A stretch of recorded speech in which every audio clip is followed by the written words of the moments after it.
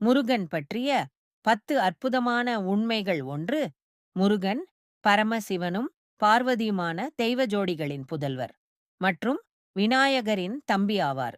2, அவர் சிவனின் 3ஆம் கண்ணில் இருந்து வெளிவந்த 6 தீப்பொறிகளில் இருந்து பிறந்தார். 3, அந்த தீப்பொறிகள் 6 குழந்தைகளாக பிறந்து பிறகு ஒன்று சேர்ந்து ஆறுமுகன் முருகனாக ஆனார். 4, அவரின் ஆயுதமான வேல் தாய் பார்வதி அளித்தது.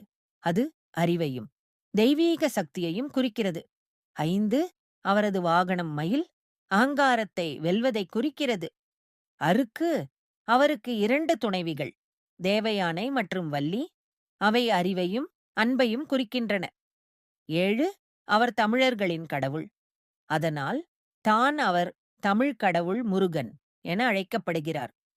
8, திருப்பரங்குன்றம் முதல் பழமுதிர் சோலை வரை அவரின் 6 புகழ்பெற்ற ஆலயங்கள் 6 படைவீடு என அழைக்கப்படுகின்றன.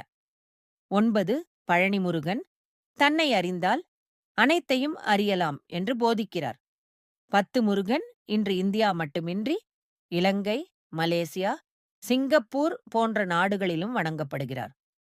ஓம் முருகா, உன் அருள் எப்போதும் எங்களுடன் இருப்பதாக. இந்த வீடியோ உங்களுக்கு பிடித்திருந்தால் லைக், சப்ஸ்கிரைப், ஷேர் மற்றும் காமெண்ட் பண்ணவும்.